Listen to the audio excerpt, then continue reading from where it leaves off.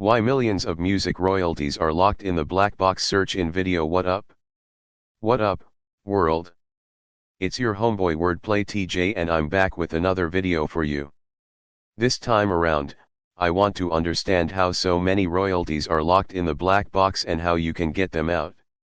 Stay music tuned. So, according to IRS documents filed in, there's at least $1 million locked in a black box, unavailable to musicians and songwriters.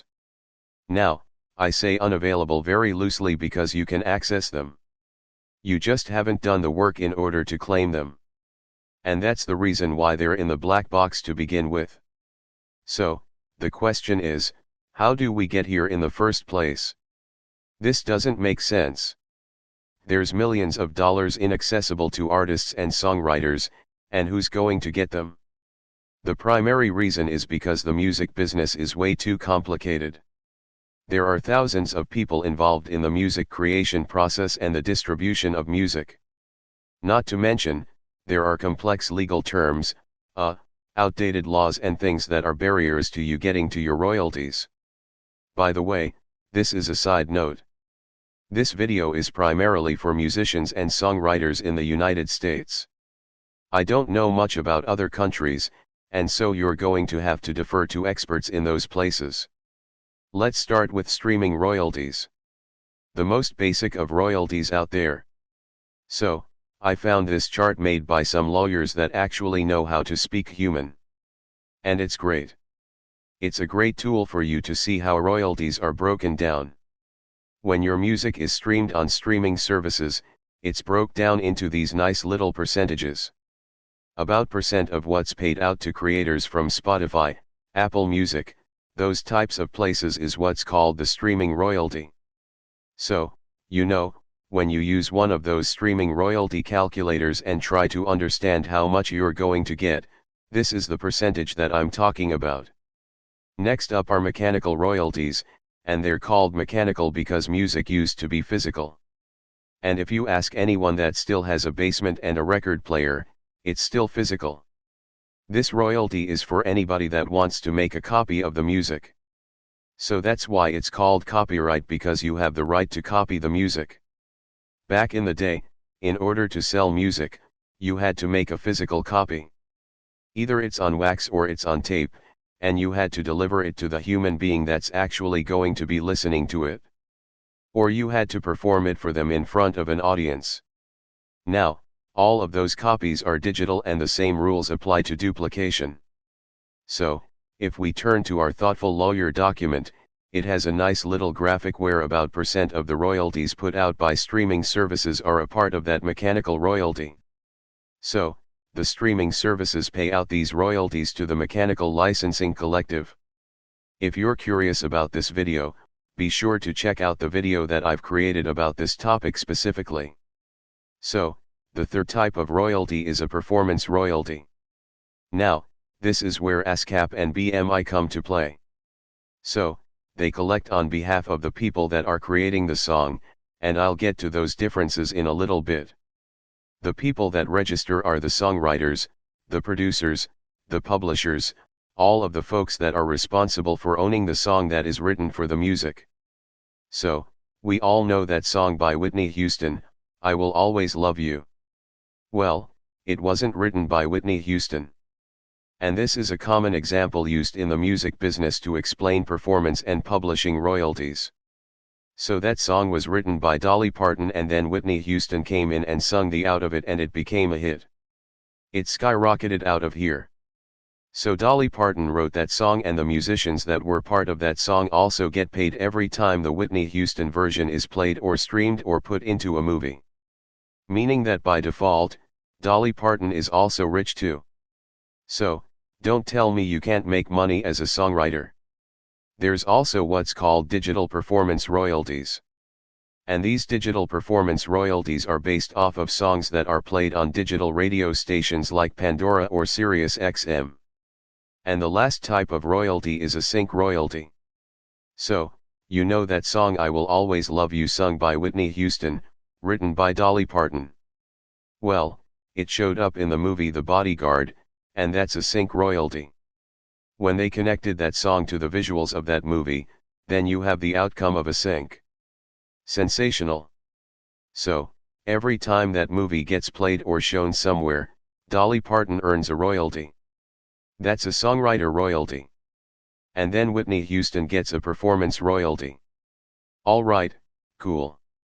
So, those are all the royalty types that are collected. But what's the problem? How did we get here in the first place? Who messed everything up and put all of these songs into a black box where people have to access these royalties? Now, so here's the problem with tracking all of that data. It's difficult. When we're talking about music, we're talking about two different terms. We have the song and we have the recording.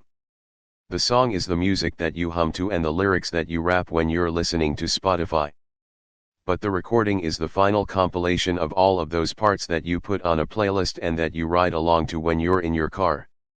Now, this sounds like a really dumb distinction, but it matters because all of the data that makes up the song and the data that makes up the recording is part of the complication. You see, when metadata gets transferred from place to place to place, and what metadata is basically all of the information that identifies a song, the ISRC code, the IPI number for the songwriters, the name of the song, the artist, where it was recorded, what date it was recorded, all of that information is important. So after lots of lobbying to Congress, Congress finally created a bill that is called the Music Modernization Act. And what it did was modernize the way that streaming services put out a notice of intent. And what a notice of intent is basically a document that says, we intend to stream this music that is owned by somebody else. So if the metadata ends up incorrect and streaming services and distribution services and all these other music playing sites have not been coordinated with the types of metadata that they collect and the types of metadatas that they report, so those royalties end up going into a black box that you have to access by claiming your work. So, some of that $1 million that I talked about at the beginning of this video could be yours. You could have a lot of DoorDash on the way. So, the last piece I want to talk about is how to claim these things. So, I'm going to take you through 5 steps that'll help you get your royalties out of the black box. So, this last part of the video is about to be really detailed. So, grab something to write with, grab your laptop, find some time because this is going to take a while. So, here are the places that you need to sign up to in order to collect your royalties. First is a performing rights organization like ASCAP or BMI. And what you should do is sign up as a writer and a publisher, especially if you're independent.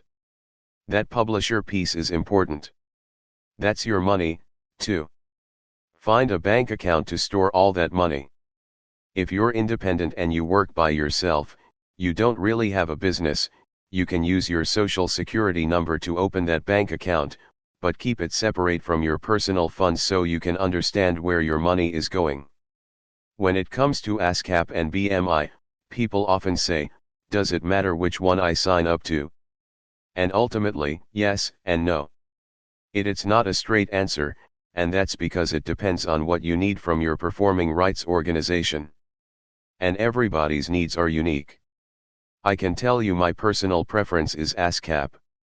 That's because they're still non-profit and BMI is on the way to being a private company. Now, that doesn't mean that that's a negative. That just means that I prefer the company to not have a conflict of interest with growing profit and representing me as a songwriter. And if you have a lot of songs, you can sign up for what's called a publishing administrator. I have an entire video on that about Townker Publishing Administration.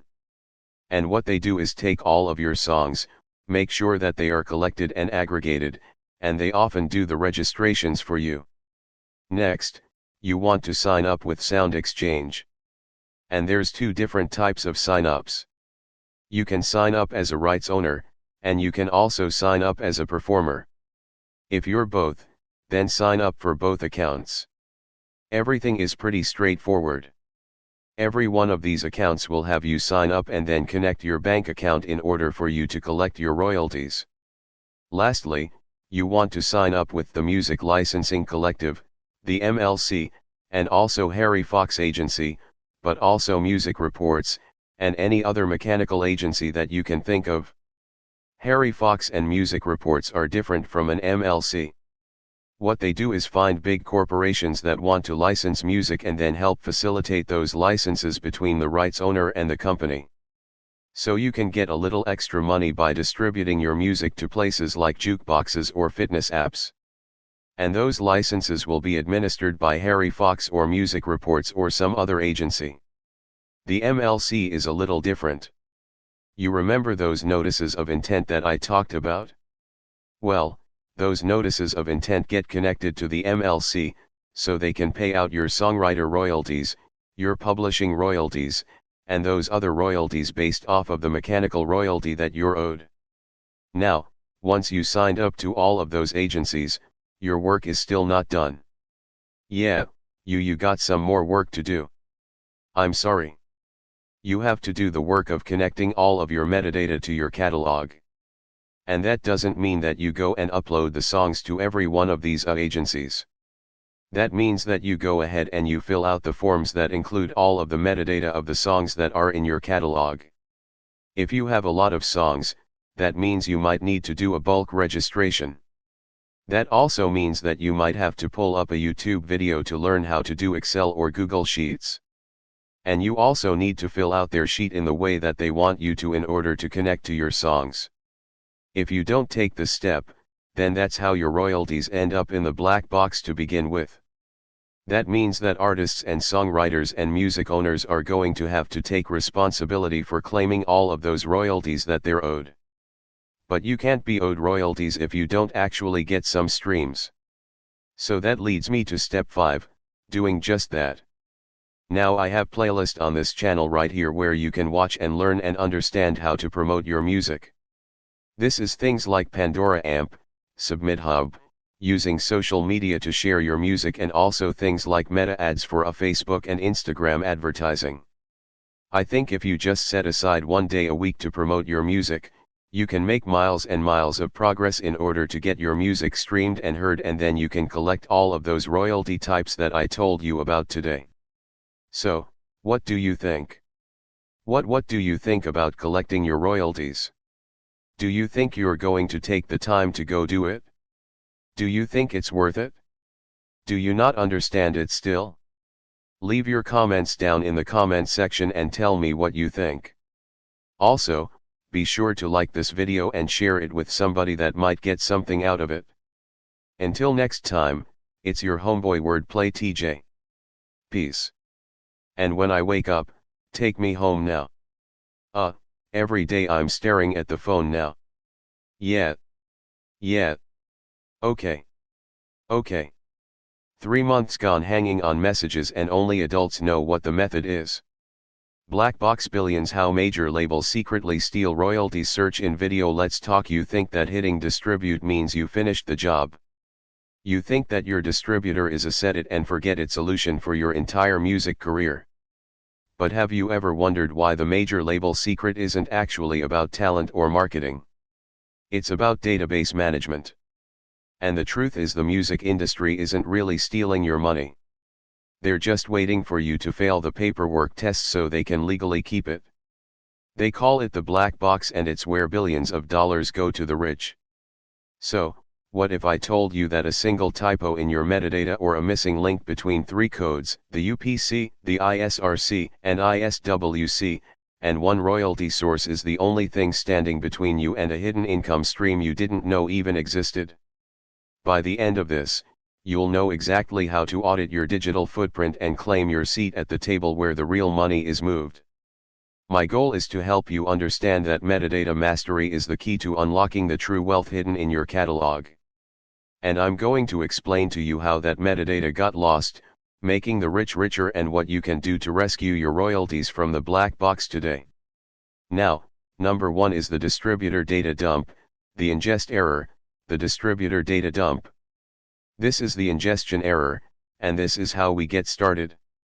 The first way your money disappears is through dirty metadata and ingest errors. Now, you've been told that your distributor is your partner, but in reality, they're just a gateway. and if the data you feed them is dirty, the gate stays closed. Now, this usually stems from simple human error during the upload process. Whether it's a misspelled featured artist using the feed period symbol or in the song title instead of the contributor field, this will mess up pub royalties in the end, or mistakenly using a duplicate ISRC for a new song that the system doesn't recognize as the older song. The data becomes unreadable. In rare glitch scenarios, a distributor might even issue a reused ISRC that belongs to someone else's catalog. Now, when this dirty or conflicted data hits a DSP like Spotify or Apple Music, their automated systems can't match the stream to a verified owner. If your distributor issued you a duplicate ISRC or a reused one, your distributor will match the streams to the original owner. Or if there's no owner in place, those streams will actually go to them. Now, you need to implement a character-perfect data hygiene regimen. You have to stop treating your upload like a social media post and start treating it like a tax filing. I mean, you want to be that meticulous here. So, here's what we're going to do. We're going to create a metadata master sheet. And this is a single document, an Excel, Notion, or Google Sheets document, wherever you want to put it, where you store your legal name, your IPAS number, and your artist name, and your song titles. You never type this info into a distributor's website. You always want to copy and paste it. This ensures that your codes are identical character for character across every platform you use. If you do this, the moment your song goes live, the DSP's internal payout trigger recognizes you immediately and the money starts flowing toward your account. If you don't, your royalties hit a data wall and the DSP puts your money into an internal holding account, which is the DSP's black box with them where it sits as unattributable income. Now, if you don't fix the data, that money eventually expires and is swallowed by the DSP's bottom line. Or worse, if it makes it back to your distributor, your money will sit in their black box or be paid to another creator that owns the ISRC. Now, if you use a generic ISRC issued by your distributor, that distributor may eventually ingest those orphan royalties and claim them as bonus profit for themselves. So, if you think that just because your song is live on Spotify that you've done it right, I want you to think again, because having a song on a platform only proves that the file uploaded, it doesn't prove that the money has a path home. Most of you guys think that the distributor is just an accountant, but they aren't. They're a postman. And if you give the postman an envelope with a smeared address on it, don't be surprised when the check never the mapping gap, ISRC versus ISWC, arrives. Now, let's address point number 2, which is the mapping gap. The ISRC versus the ISWC. Because even with perfect distributor data, you can still lose % of your income to the mapping gap. And this is the broken bridge between your recording and your composition. Now, every stream generates 2 separate pools of money, which is the master royalty for the recording and the publishing royalty for the underlying song.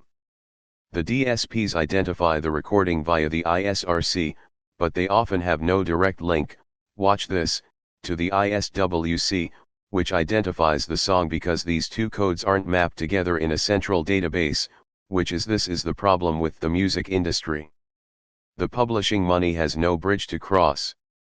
So, it sits at the DSP because they know a track was played, but they don't know who wrote it. You see what I'm saying? And so, this is where you're going to have to get dirty here. So, you must perform a manual ISRC to ISWC mapping. There is no other way. Relying on your pro to use your title is risky. And this is what many of us do all day long and twice on Sunday. We just put the information in and we hope that the titles match up with the DSPs. I'm not even going to get into that. Let me just keep going. You cannot wait for the industry or your pro to find the connection for you. You have to manually build the bridge that connects your ISRC from your distributor and the DSPs to sound recording to your ISWC, which is your song/composition at the pros. Now once your song is live, grab the ISRC from your distributor's dashboard. Log into your pro portal, whether it be ASCAP, BMI, KCAC, GMR, PRS, wherever you are, and your mechanical agency, whether it be the MLC in America, HFA, whether it be MCPs overseas in Australia, wherever it is, search for your registered work, which is through your ISWC, and manually paste the ISRC into that song's registration file under the associated recordings, or use the Add an ISRC section where, depending on whichever source you're using. Now you've built a permanent digital bridge. Every time that specific recording is played, the global system sees the songwriter attached and sends the publishing check to your pro or the MLC automatically.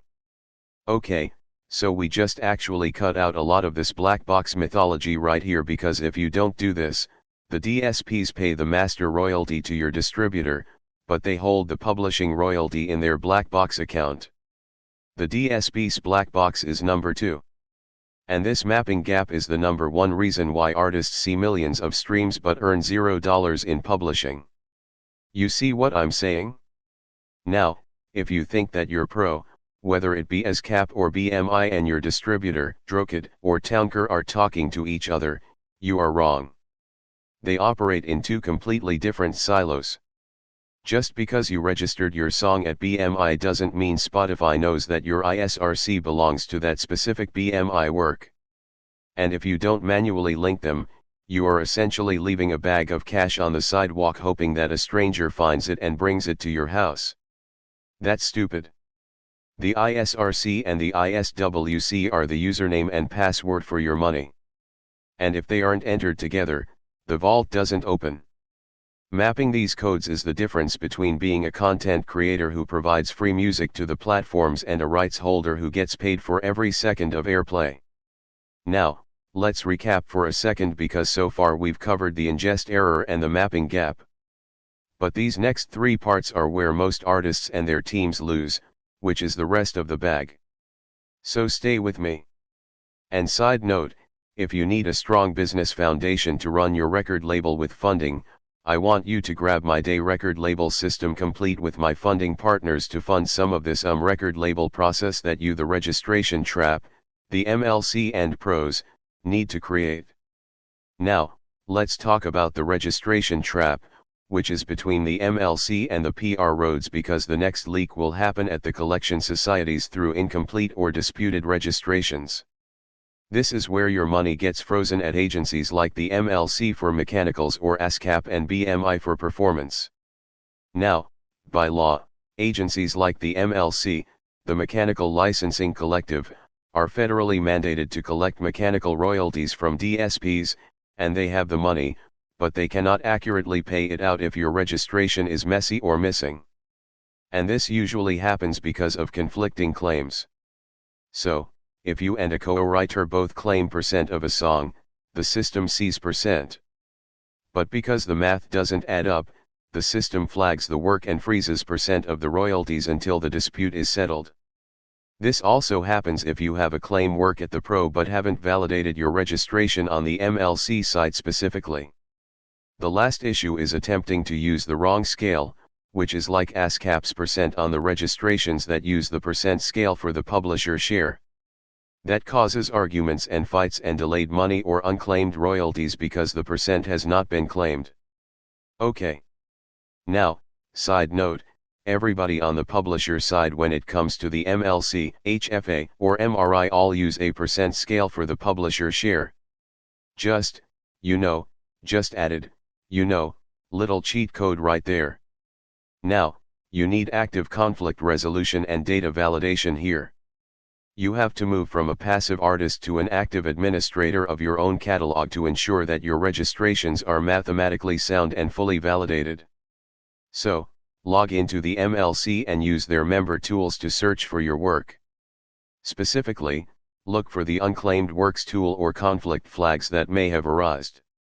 If you see an overclaim or a missing information alert, resolve it immediately by reaching out to your co-writers to align your percentages or providing the missing IPAS numbers and ISWC numbers. See, now this is where to make certain significant changes here, you're going to need a split sheet. And everybody's like, Oh man, it's just messing up the vibe. Don't want to do it? I bet you want your money. So, if you don't do this, the MLC and the pros release the frozen funds because the MLC is retroactive and you will often receive a black box back payment check for every stream that was sitting in limbo while your data was broken. The MLC calls this reprocessing. But if you don't, the money stays in their black box for a set holding period, usually about years. And after that, the MLC is legally allowed to distribute your unclaimed money to the big guys, which are the major labels and top percent earners, based on their total market share. And the way I've seen it is the total market share on the MLC, right? And in addition to that, if your song title closely matches something that is in the black box, they'll just pay it out to you. You know, just a little hint there. Now, you are literally paying Taylor Swift's mortgage with your missing data. This is what's happening with the percent. So, if you think that registering with a pro like ASCAP or BMI automatically registers you with the MLC, you are mistaken. These are two different types of royalties. Performance versus mechanical. One does not talk to the other. And if you are registered for one but not the other, percent of your publishing money is staying in a vault that you don't have the key to until you unlock it with the code. Now, at the end of the day, the MLC and Pro aren't your accountants. They are clearing houses. They don't have the resources to track you down and fix your mistakes. If you don't validate your seat at the table, they have the legal right to give your seat and your money to the biggest players in the game. So now I think you're clearly seeing that this is a data issue. So let's talk the evil international black box about the evil international black box.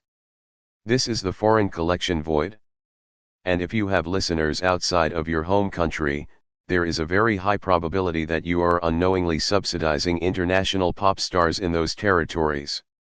Now when your song is streamed in London, Paris, or Tokyo, local collection societies like PRS, which is in the UK, SACEM, which is in France, GEMA, which is in Germany, collect those royalties. However, these foreign societies do not have a direct line to your local bank account. Now, to be frank, the pros will use reciprocal agreements to get your international money back. We don't really have a problem with performance royalties. Now, if you do not have a shub publisher or a global administrator with a physical footprint and a business register in those countries, then they really have no address to send your money to those other agencies. So, they hold it for a few years and wait for the clock to run out, then flush it into their general fund. This only happens for mechanical royalties and not for the performance royalties that are paid via reciprocal agreements. And you can watch my Song Trust video for more information on this specific issue right here. So, you'll need global publishing administration at a certain point, but you need a bounty hunter for your data. A company whose sole job is to knock on these doors of foreign societies and demand your money. 'Cause most of those countries want to keep that money inside of their economic base. Now, once your international streams cross a threshold that makes financial sense, usually a few hundred monthly listeners in a specific territory, you'll want to sign up with a publishing administrator like a cosign or a boutique publisher. Okay. Try not to use the publishing arm of your distributor, which in most cases will be Song Trust that actually now belongs to Universal Music Group. These entities have shub publishing agreements that allow them to reach into those foreign boxes and pull your currency back home. Now, of course, if you do this, your royalties will travel back across the borders, and those pennies from different countries combine into a significant global revenue stream that most independent artists never see. Now, if you don't, of course, your international royalties stay in that country's black box for a 2 to 3 year holding period. And once that window closes, those societies distribute that money to their own local market share leaders, and you are essentially paying for a French pop star's studio time because you didn't have a global representative. Now, there's a contrary here. A lot of artists think that I'll just sign up for Song Trust right now today and get that out of the way. But that poses a new problem because for most artists, The only money that they're really missing is international mechanical royalties, which is a very small check to chase in the beginning, and it costs you a chunk of your domestic American money to find minuscule-like amounts of international royalties. The second problem is that the black box has a deadline. So if you wait years ultimately to get your international registration in order, the money from your first years is already gone. It has been legally distributed away. You can't recover what has already been flushed. And in this game, being late is the same as being wrong. However, for most, calling the lost royalties the cost of doing business is cheaper than paying a fee to chase the loss, losing even more money in the process. Again, I go into grave detail in my Song Trust video. Please watch this video before you go losing money while chasing a loss. Stop losing money, chasing losing money. At the end of the day, the music industry is global, but the payment systems are local. And if you don't have a bridge connecting your ISRC and the ISWC to these foreign territories, your music is essentially a donation to the local economy of every country you're being streamed in. All the neighboring rights ghost right. Now let's get to the ghost. Let's get to the last bit here, the neighboring rights. Now, the final place your money disappears is through unclaimed master performance royalties. This is a massive royalty stream that is often completely ignored by independent artists, making it the ghost of the black box. This happens because of a fundamental misunderstanding of how performance royalties work. Most artists think ASCAP and BMI collect everything for a performance. They don't. They only collect for the songwriter, which is the composition, right? Neighboring rights are royalties that are paid to performers and master owners or recording rights owners, which is the label, which is in many cases you. Now, when a recording is played on non-interactive platforms like SiriusXM, Pandora, iHeartRadio, Lit Live, Roku TVs, and cable music channels or international radio, that's where this source of revenue comes from. And if you haven't registered your master recording specifically for these rights with a specialized agency, which is Sound Exchange for us, that money stays overseas or sits in a holding account indefinitely. But to be fair, this money isn't usually triggered until you have some substantial amount of spends from DSPs like Spotify and Apple Music to where people want to actually listen to you on these curated sources like Pandora and Lit Live and the Roku TV stations and Music Choice and all of that. Anyway, so you need to complete a dual registration at Sound Exchange because you are technically and likely both the artist and the owner of your masters. You have to claim both halves of this performance royalty to ensure that the money isn't left on the table. And if you were thinking like, well, what do I need? Well, you guessed it. You definitely need the ISRC and you also need the ISWC. So, create an account at Sound Exchange. You need to register twice. Once for the feature artist or once for as a performer. And if you are both, you can register as under the selection that says both. Most importantly, make sure you authorize them to collect your international neighboring rights. This gives them the legal power to talk to societies in the UK, Europe, and beyond to bring those master performance checks back to you. If you do this, you unlock a third entirely independent revenue stream. This money doesn't go through your distributor and it doesn't go through your pro. It is a direct payment for the performance of your recording that flows into a separate account. Now, if you don't do this, your royalties will stay in those black boxes until they're flushed out. Since your distributor doesn't track radio play for the master and your pro doesn't track master ownership, this money is effectively invisible until it is eventually flushed into the journal funds of the foreign territories that it sat in. You see what I'm saying? Now, if you think your distributor like Drokit or Townker is collecting your Sound Exchange money, you are mistaken. Distributors handle interactive streaming. They do not collect neighboring rights for non-interactive streams. If you aren't registered at Sound Exchange personally, you are leaving the performer and rights owner share of your royalties in a ghost account that nobody else can assess for you. Being a recording artist is a job, but being a master owner is a business. And if you only register as a songwriter, you are leaving % of your performance money and identity behind. Neighboring rights are the industry's way of paying the person behind the mic and the person who paid for the session, which is the master owner. And if that's you, then you're entitled to both checks. See what I'm saying? Now, I want to challenge you to stop what you're doing and take 2 minutes to do a forensic data audit, if you will. Write down your master IPI number. If you don't know it, look it up on the ASCAP or BMI public repertoire. Search right now for yourself and ask yourself this. Is every single ISRC on my Spotify profile currently linked to a work inside my Pro and the MLC portals? I'm willing to bet that it's not. So go ahead and make those matchups, because the goal is to truly understand that your catalog isn't just a collection of songs. It's a global financial asset. The real question isn't should you do this? It's how much longer can you afford to leave your money in the black box. Now every day you wait, your money is being flushed into the pockets of the %. It is. And you're letting it happen. Now, if you need help with devising a strategy, book a call with me or join our group strategy calls every Monday night at PM Eastern Standard Time inside of the Music Money Makers community. You can click below to join. Now, if you think your distributor is already doing this for you, or you aren't big enough to worry about this yet, or this is too technical for an artist and all you have to do is use a template and realize the black box has a timeline and your distributor and DSPs are just postmen. They need an address. Metadata isn't math. It's just organization. And if you can write a lyric, you can copy and paste the code easily. Don't make this complicated. Now, understand information without application is just entertainment. Every second you stay entertained instead of organized is costing you real cash locked in unknown bank accounts and DSP vaults that could be funding your next tour or at least a music video or two.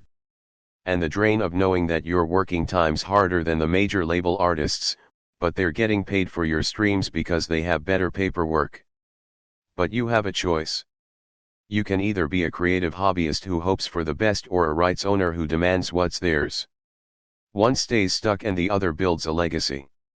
Now, at the end of the day, if you didn't understand that dirty metadata is what was choking your payments at the DSP level, or the mapping gap that was leaving your publishing royalties without a bridge to get home, or even the registration trap at the MLC and the pros where your money was sitting in frozen purgatory, that ends today. You now have the means to become the label owner-operator you've always wanted to be. Music money makers, if you make music, you should always make money. Log on to musicmoneymover.com. Grab the day record label system complete with my funding partners. Book a call with me. Join the Music Money Makers community. Grab the free stuff below. And watch this next video right over here to save your career. And I'll see you next time. Peace. The MLC Toolbox Match, Manage and Maximize. Joining the MLC is the first step toward collecting the streaming royalties you've earned. So, what comes next? This webinar will walk you through the essential next steps, including registering your songs and using our suite of member tools, like the claiming and matching tools, to make sure you're getting all the royalties you should be. Discover how to make the most of these tools to maximize your earnings. Regfest, the MLC X Sound Exchange Edition. Search in video. Hello everybody. Hello. Hello. Welcome in. Welcome to Regist.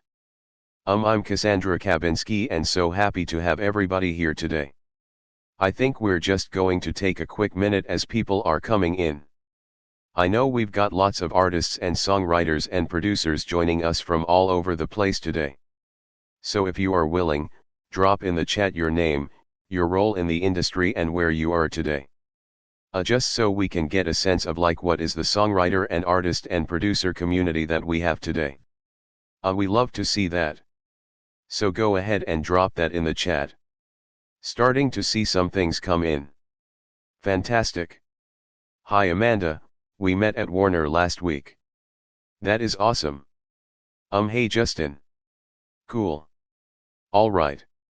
So yeah, as everybody is coming in, We'll give people a minute to work it out with the links and all that jazz. A couple quick housekeeping things.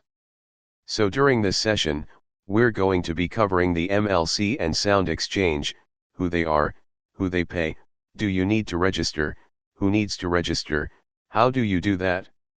Okay, we want to make sure all of you guys get all of the money that you're owed for the songs that you've written and the records that you have, especially out there in the streaming and digital universe.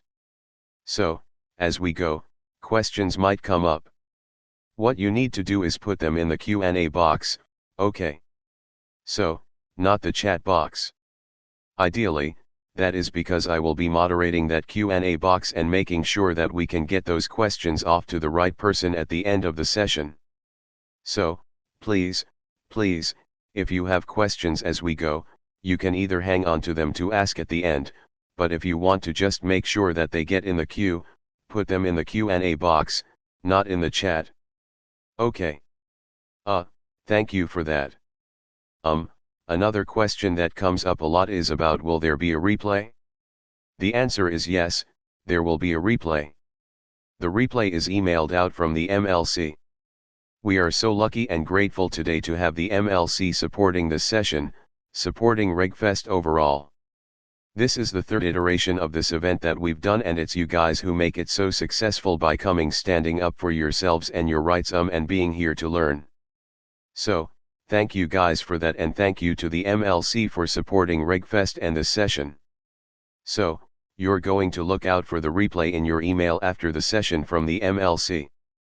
Heads up, it does sometimes take a couple days, okay? So, if it doesn't show up like right after the event, nothing is wrong. You just might have to wait a couple of days. Cool. So, what is RegFest? What are we doing here today? The purpose of this session is to help you artists, writers, and producers understand where you need to register, who is paying you, what they pay you for, and how to get signed up so that you're not letting royalties slip through the cracks. The sad fact with a lot of our royalties as artists is that if we don't register for them, we are just not going to get them. They just kind of go into a black box and await claiming. So hopefully we're going to debunk some of that today, and some of you guys are going to be able to get yourselves registered, or maybe correct some registrations and go collect some money. Yes, we like that. What? Writing songs and playing shows and putting records out and making money. We like it? Okay. Cool. So, I am very excited today to be joined by Mark Rucker from Sound Exchange and Sean McNamara from the MLC. I'm going to introduce these fine folks in just a minute, but in case you don't know me, I'm Cassandra Kinski. I'm a folk pop singer-songwriter. I've been really lucky to perform around the world. I've played in Blueberry Gardens in Romania and at Barclays Center in Brooklyn. I've written and recorded with folks like the Goo Goo Dolls, Chris Bod, Maniacs, Ben Folds, Charles Surrey. Shout out to her. She was just Grammy nominated this year. And many other amazing artists and friends. So, my passions are performance and collaboration. I'm also really excited that my latest collaboration with indie singer-songwriter Rachel Stage just dropped today. It is a song called To Her. Shameless plug. So, you can go and virtuously listen to that on all kinds of platforms. So that's a little bit of background on me, and I lead RegFest because I am really passionate about making sure that we are educated, that we are empowered, and that we have some ease and some just some sassiness, right, around this whole registration thing, because it can be not the sexiest topic and it can be not the most fun thing to think about needing to do. So we try to demystify this. We try to simplify it, and we try to make it feel accessible so that you're actually inspired to sit down and do the registrations and make your money. So with that, I am super thrilled today to have with us Sean McNamara from the MLC and Mark Rucker from Sound Exchange. Sean, do you want to jump in and do a little intro? Yeah. Hi everybody. Thanks for joining us today. Happy Tuesday. Happy Pride. Good to see you. I am Director of Publisher Services here at the MLC. I like to joke that if you can't open one of your Excel spreadsheets, you're usually talking to me or my team. But in general, we are kind of a lot of publishers point people up for any issues they might be having with the MLC. So, let's talk about how to get your works in our database and how to get you paid for them. Thanks, Mark. Love it. Thanks for having me back, Cassandra. As I said, it was good to see you in New York last week in Indie Week. But yeah, my name is Mark Rucker. I'm on the Artist Industry Relations team based out of Nashville. I had been at Sound Exchange for about 4 years and then I spent about years in artist management before that. And so I've definitely taken my licks in the music industry and learning how it works and learning what mistakes I've made and how to learn from those. And so I wanted to join Sound Exchange to not just work with a couple of artists, but work with a few thousand of them or 1,000 artists. So, the goal here is to definitely help you guys understand what we do and get yourself registered and get yourself set up as an artist, as performer, and as a rights owner. So, I'm happy to be here. Excited about it? Fantastic. Cool, guys. So, like we said at the beginning, we're here to really just cover who needs to get paid, like do you need to register? There's a lot of questions and a lot of sort of mystification around MLC and around Sound Exchange. So, we're going to do like a little deep dive into each. We're going to start with the MLC. So, I am going to turn it over to Sean. And Sean, just go ahead, jump in. If I have some questions along the way, sort of as a moderator from the artist and songwriter perspective, I will jump in and ask. But other than that, take it away. Fantastic. And here's my favorite part of every webinar. Can you see my screen? Gasps, we can. Yes, we now can. It's looking good. Excellent. Okay. Well, as I mentioned, I am from the MLC, the Mechanical Licensing Collective. Hopefully at least a few of you are MLC members or have your works represented by MLC members. If not, we might have a lot to talk about. I think, there's a chance that, Mark and I might overlap a little bit as we talk about kind of the different slices of the pie that our organizations represent, but I think it's important to step back as we talk about, how to get your works with the MLC, how to get paid by the MLC. It's important to make sure you know why you should be paid by the MLC, who gets paid by the MLC, and for what royalties. So, we'll step back. I'll give you a little bit of an overview of what the MLC is, how we got here, and then we could talk about how, we can cut you that check for your songs. So, the story of the MLC starts in with the passage of the Music Modernization Act. From here on out, I'm going to say MMA because you try to say Music Modernization Act 3 times. What the MMA did was 3 things. It created a blanket compulsory mechanical license essentially for streaming. Right? So what that means is rather than having every individual work and every release of that work licensed for every streaming platform on the internet, the MMA created a blanket license that DSPs or streaming services as you would know them can operate in the US under one blanket license for all of their activity. That covers interactive streaming that you're thinking of with Spotify or Apple Music, limited and permanent downloads as well, which largely includes when you're listening to things offline on one of these platforms, right? So, all of that is covered by one blanket compulsory license that covers all activity. The MMA also created the MLC, a mechanical licensing collective to administer that blanket license, making sure that the streaming platforms report their usage correctly, that money is being paid correctly. That's our job. That's where we fit in. And finally, the MMA charged the MLC with creating a public database.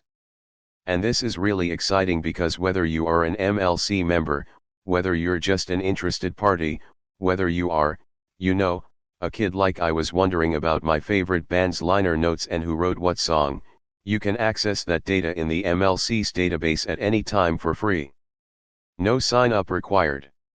So that's kind of the three prongs of the MMA, and it really kind of set the standard for the work that the MLC does up until today. So that meant a few challenges were kind of spoken to, right? Before the MMA, every streaming service had to handle their own administration, which meant they struggled to find owners, license songs, pay royalties. It was a real hassle for them to have to license every individual song on their platform. And what that meant is that rights holders missed out on hundreds of millions of dollars in royalties. And that is not an exaggeration.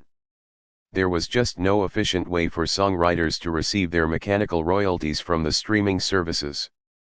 But the MMA fixed a lot of that, right? It created centralized administration again under that blanket license so that streaming services didn't have to do this individual licensing. The public database that we now have on our website creates greater transparency so everybody knows who should be paid for what. Because of that, more rights holders are getting paid accurately and on time. And the best part is that the MLC does all this in a centralized fashion. So, we collect those royalties from the DSPs and you get paid without having to go to all of them individually. This also was previously a hassle for the rights holders as well. The streaming services didn't know where to go and the rights holders didn't know where to go. Here we are, the MLC helping both sides. So the general workflow that the MLC operates on looks a lot like this. Streaming services have to report on a monthly basis everything that was used and everything that was streamed on their platform and all of the royalties that were earned from that usage. They send all of that to the MLC and the MLC distributes it to self-administered songwriters or the publishers and administrators that they work with that represent their catalogs. We are the exclusive administrator of the blanket license and all of the usage and royalties that are earned underneath it. So no matter what DSP your recordings are being streamed on, right, if they're using the blanket license, they have to come to the MLC. And that hopefully makes your life a lot easier. But where does the MLC fit in? I know we'll probably mention it a few times throughout the presentation, but there are 4 different ways that you can get paid by streaming services in the United States. And it's important to know where the MLC kind of fits into that because we don't collect it all. Right? So, there are, as you might be familiar with in US copyright law, there are a song or composition copyrights and sound recording copyrights. So the MLC doesn't collect anything on the sound recording side. That will be distributed to your record label or your distributor or aggregator if we're talking about the distribution of your recordings. There's also the performance rights that are due those sound recordings, and I believe Mark will get into that in a little bit so I won't spoil his fund. On the composition side, there are performance rights and royalties there. You'll be collecting from your Pro, ASCAP, BMI, CZAC, the familiar names there. But the reproduction and distribution right to your composition, to your songs, that's what we're talking about when we're talking about mechanical royalties, and that's what the MLC collects from the streaming services. Those royalties get paid to either self-administered songwriters or again the publishers and administrators that represent their catalog.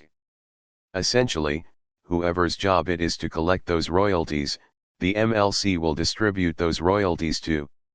If you didn't catch all of that, you can give this QR code a scan. When I do this in person, I think that is the hottest ticket in a MLC swag is a print out of that map. It's really useful. So, give that a scan, give that a screenshot. That's a really important graphic I think to keep on hand just so you know kind of where we all fit in. I don't want to jump in and ruin anything, but you're % right. I reference that many times and it's something you can always go back to. It's super helpful. So, I definitely recommend making sure you have that on hand or you can share it with friends, too. It's really helpful. That's right. I appreciate that, Mark. We like having that on hand. So now you kind of understand where the MLC fits in. And I'm sure if we need we can get into some questions about that at the end in our Q&A. But now it's time to get started with the MLC. Right? If you're clear on these are my royalties, mechanical royalties should be coming to me. I should start a member account. How do I get paid? It's pretty simple. Getting started is free. This is my favorite slide in the whole presentation. The MLC does not collect a single cent of your royalties and keeps an in-house. Right. The streaming services as part of the creation of the MMA have to pay % of the MLC's operating costs. So every royalty that we collect down to the micro penny goes to the rights owners whose money that is. We do not deduct any administration fee, take any percentage. Getting started with the MLC is free. Maintaining your catalog with the MLC is free. Everything that's yours gets paid to you. So, signing up with the MLC is just as easy. First, you create a user account at the MLC.com and we ask you a few questions about yourself.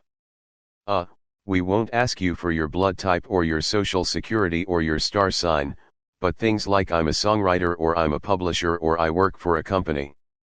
It's kind of like a really easy goosebumps choose your own adventure. We want to know your role in the process and where those royalties should be paid. Right? That's important because we have two types of member accounts at the MLC. If you're familiar with us from the last few years, you likely are very familiar with the member hub, right? That is for again whoever should be collecting royalties from the MLC. If you're a self-administered songwriter or a publisher, you would create an account under the member hub. That would allow you to register works and manage a catalog, view payment and tax information, download royalty statements, kind of MLC classic, right? But within the last few years, we've worked on and rolled out what we call the Songwriter Hub because transparency is such a big tenet of the work that the MLC does. Even if a songwriter isn't the person who should be collecting their own royalties, we do want them to be sure that their data is correct in the MLC's database, even if somebody's charged with registering it for them. So, they're invited to create an account under the MLC Songwriter Hub. And that allows a songwriter to organize and export their songs in the MLC's database, submit corrections to ensure accuracy of their data, and they can even propose matches of sound recordings to their songs because nobody knows a catalog like a songwriter does or their publisher does. And this is another tool in your tool belt to make sure that you're getting paid correctly what the MLC should be distributing to you. So, a little brief overview of the MLC's tools, and then I'll start kind of wrapping it up and giving Mark the floor. But we do have a lot of options for you. In our, member hub or our songwriter hub to ensure that your works are correct. In the member hub, you have a claiming tool that will allow you to claim shares of songs that are already in our database. So, let's say you have a co-writer, you split a song in the database, they've already registered their %. This keeps you from having to go and create an entire new work in our database. You can just slot your % share in, and there you go. You're ready to get paid. You can register works though if they're brand new and they haven't been registered before. So, we have a whole suite of work registration tools at your disposal. And we also have what we call the overclaims tool. That is essentially a conflicts portal. Right? If you and your co-writer or you and some publishers are fighting over the split percentage of a work or somebody's made an error, this is a pathway to resolution to ensure that that shared picture on any song in our database is correct. If you're accessing the Songwriter Hub, you do have a catalog export tool so that you can build a catalog, understand the list of your works in the MLC's database and review that with relative ease. You can submit corrections to your writer name or your writer IPI. These are both really important data points for the MLC to have in our database. And if you see it's wrong, if you see your name is misspelled, this will allow you to tell us so. And if you're also building out that catalog, you can also search by your co-writers to make sure that you're really well aware of everything that's in the MLC's database. Again, they might have started registering their own shares. This makes your life a lot easier, so you don't have to go back to your publisher to say, register my songs. They're already there. Importantly, there are a couple tools that are available on both sides of the hub as well. Both the Songwriter Hub and the Member Hub have access to the matching tool. Not to get too in the weeds, but the way that matching at the MLC works is that we take all of that data from the DSPs. We take all the songs that a member has registered with us and we match them together. And some things don't match. Maybe a song title or a recording title is misspelled. This allows you to say that's a recording of my work. This is my work. Let me suggest that they be matched. And we also have once all of that is said and done and everything is registered, an export available of your entire catalog.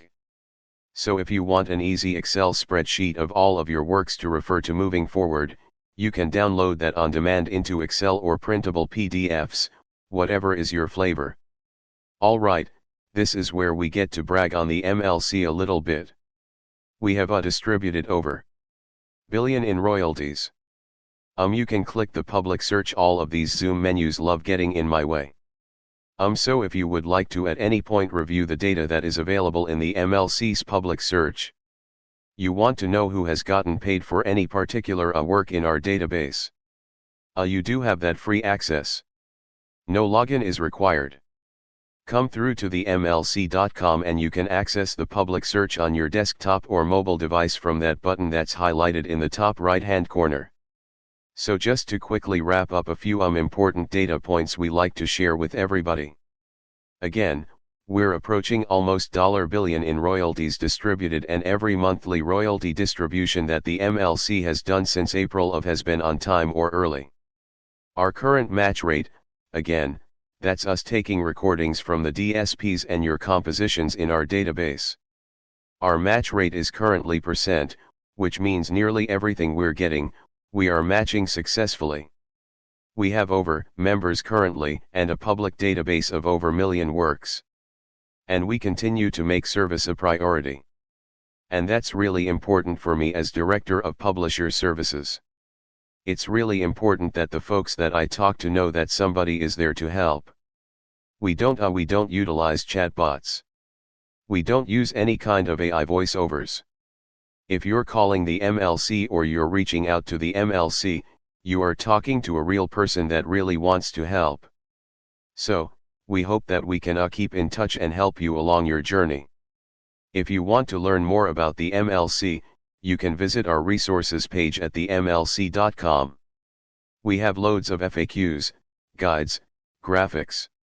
If you simply can't get enough of this face and this mustache, check our YouTube page. I host a lot of webinars that are archived there for your perusal later on. So, do click through and see if there's anything there that can help you. If you want to scan this QR code, we offer a toolkit for songwriters, artists, you name it. Anyone who's interested in learning more about the MLC, we have an About the MLC explainer video. We have really helpful songwriter checklists, moving too fast, checklists and split sheets available for your download and use. Please use that split sheet. It'll make your life so much easier. And a lot more graphics that are available on our website at that QR code. As I do mention, there are real people at the MLC that are willing to help you. So, reach out Monday to Friday, AM to PM Central, and you will reach somebody by phone, contact us form, or chat bubble at the bottom right-hand corner of your screen. They will be happy to assist you in any way they can. And give us a like, a subscribe, a follow, as the kids say, at any of our social media accounts. Personally, I'm an endless Instagram scroller and can personally vouch for our content there. So, do connect with us. We would love to stay in touch. And that's the end of my spiel. Fantastic. Thank you so much, Sean. You know, I know it's hard to kind of get deeply into the weeds in just minutes, but I think that was a solid overview of, who needs to register, what you're getting paid when you do. Since we have like a couple minutes left in your section, I'm just going to throw you a couple questions from the chat that are really relevant, I think, to your section specifically.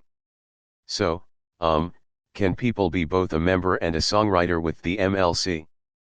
They can. It depends on your relationship with your administrator, right? You might have a specific set of works that somebody else is collecting on your behalf, and there might be some that you're collecting on your own behalf. Doesn't always happen that way, but you might have that unique setup. And in that case, you can absolutely have a both because you would need that member access to collect those royalties. Make sure you have that royalty statement detail you need. But if you do want to make sure that your works with your administrator are represented correctly, you can access that through the Songwriter Hub as well. Right. So I noticed a few people in the chat had questions about being a member or a songwriter. So I think just to recap, what that means is that if you have a publisher or a pub administrator, then you're on the songwriter side because they're the ones doing the registration for you. But you want to be a member if you have songs that aren't represented by a publisher or a publishing administrator so that you can directly collect your MLC royalties. So Patrick, Robin, some of you guys who ask questions, the answer is yes, you can be both. And if you have any songs at all, any pieces that are not represented by a publisher, then you just want to make sure that you actually register yourself with the MLC so that you can get those. I think okay, that was good. One last little thing before we move on. Some folks had some questions basically about publishing administrators. So for instance, where does Songtrust fit into this ecosystem? Are they considered a competitor to the MLC or a companion? And of course the answer is they're a totally different entity. So do you want to break that down real quick, Sean? Yeah, they're a totally different entity, and the question as to whether they are collecting these royalties is honestly up to your own agreement with them. Right. So if you're utilizing a Songtrust, a CDBA, a TuneCore to distribute your recordings to the streaming services, in many cases you can opt into publishing administration services that they might also offer. I don't believe I don't utilize them, so I can't speak with authority there, but I think you can opt in or out to those services that they offer. But very importantly, if you did opt into those services and you've said to Songtrust, collect my royalties for me. In that case, you would not need to create a member account because it would be Songtrust's job to register those works for the MLC, collect those royalties, and pay you. But if you were using any of these services, you opted out of that publishing administration, then it would be your job to collect these royalties. And in those cases, you would be invited to create a member hub account, right?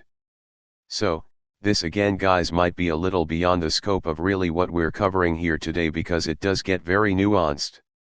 If you have a distributor, well, you probably have a distributor if you have any songs out in the digital universe on DSPs like Apple or Spotify or YouTube, but some distributors offer a publishing administration service and some don't.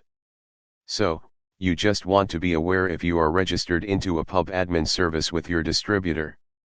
That's an easy thing to check.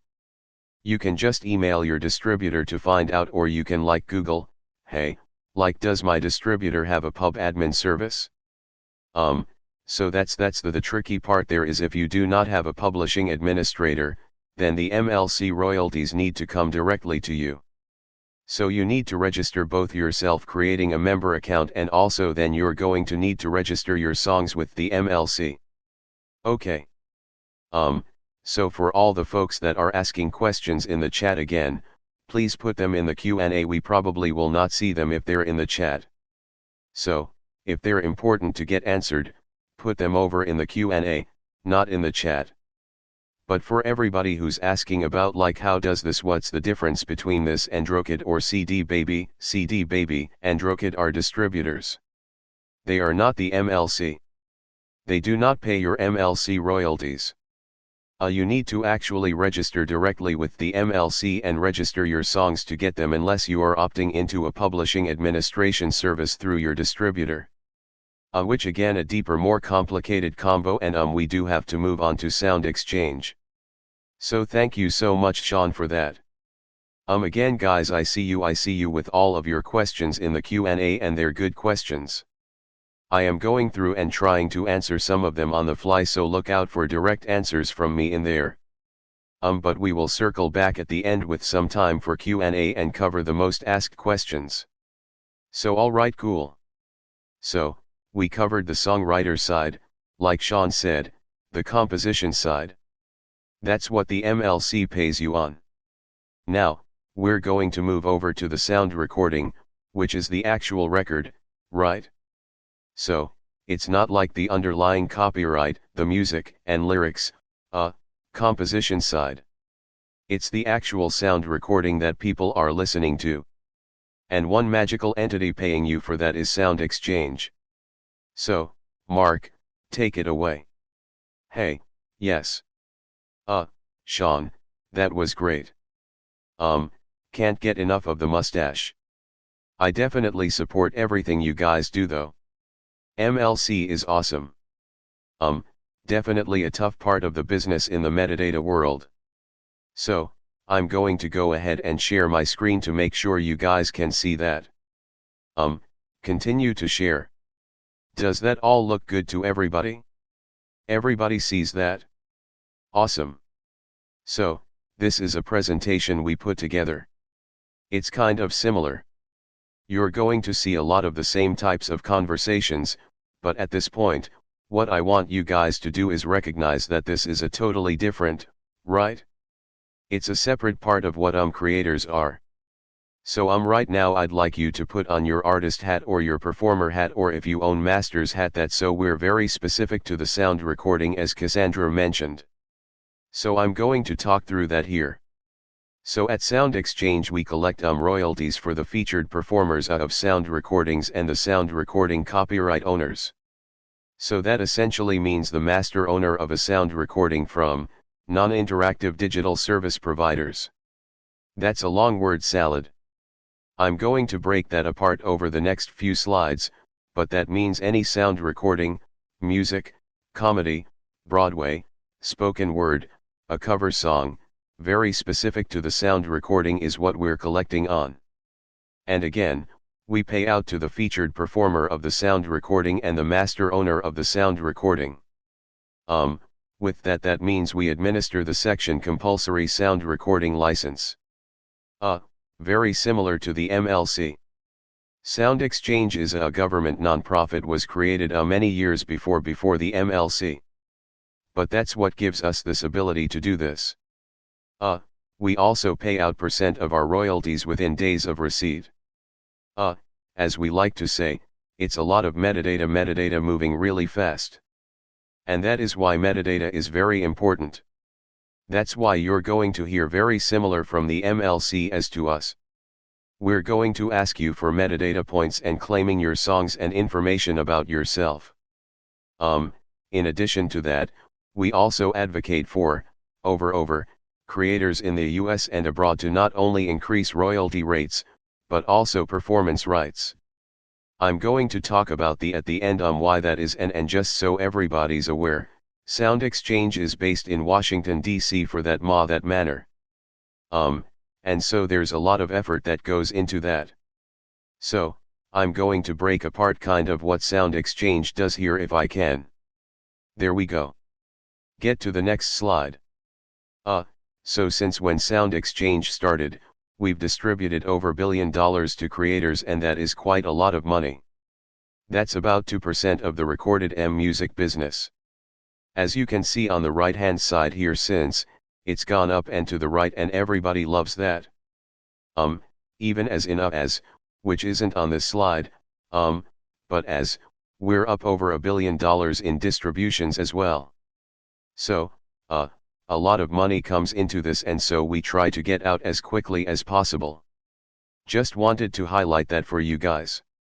So, kind of trying to go back to what Sean was mentioning and how do you get paid when music is played, and it kind of depends on which hat you're wearing and when you're wearing it. So, I'm going to probably break this apart just similar to what we just went through, but with every recorded song, there are actually two copyrights that exist. You have the underlying music, which is the notes and lyrics, which is the copyright that you would talk about as a songwriter, as a publisher, right? And then on the sound recording side there's another copyright, and that's the permanent fixation of those sounds. That's when people say, oh, I have the master, I own the master, and so that's specific to what Sound Exchange will be working with you on, and that's what we collect on is the sound recording copyright. So how does that work in the entirety of the ecosystem? And I saw some of these questions from before. And I know maybe this is a bunch of words kind of put on a page, but the main thing I want you guys to take away from this is that really your royalties depend on the hat that you're wearing at that point. So if you are just a songwriter, you would be working on the musical composition side down at the bottom. You would be registered with a Pro, an ASCAP, a BMI, a CZAC, a GMR, and as a songwriter and publisher, you'd be working with them. And then on the same side of that, you'd be working at the MLC on the music composition side for those mechanical royalties that Sean just went through. On the sound recording side, as Cassandra had mentioned before, when you release a sound recording, you use a distributor. Whether you're at a label, you're using your indie distributors like CDAB or Towncore or something like that.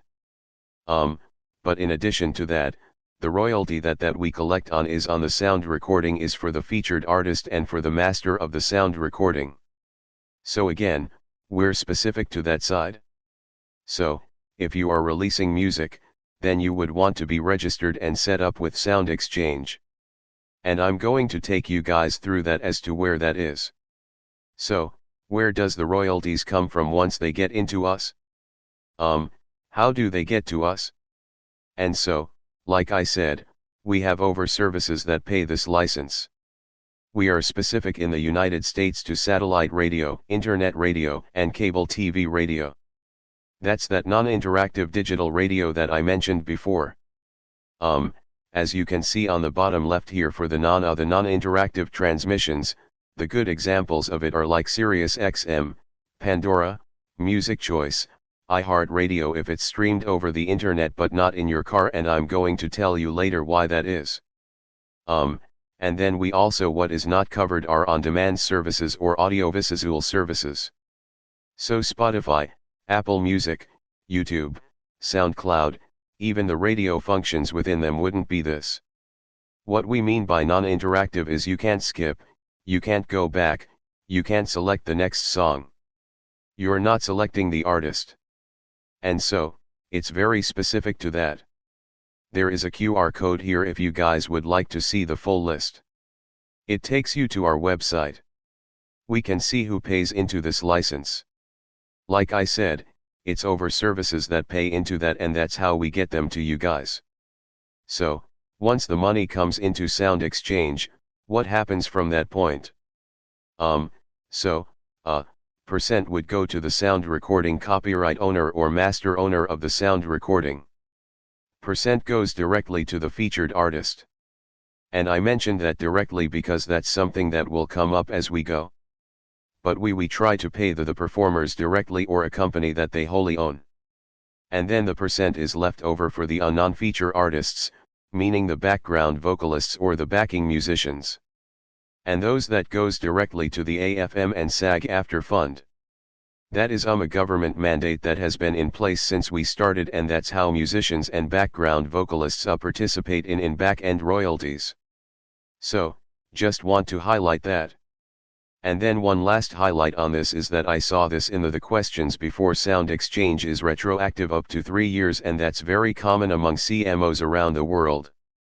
And so definitely want to get your claims in as quickly as possible for that purpose. So, now that you guys kind of have an idea to what Sound Exchange is, what is where do we get paid from? How do we get the money out? What do you guys do now? And so, what we're going to focus on is registering the international side and then search and claim. And so, both of these companies, Many of these companies work very similarly. It's about registration. It's about getting yourself set up as a member, and then it's about making sure that we know what we should be paying you guys for.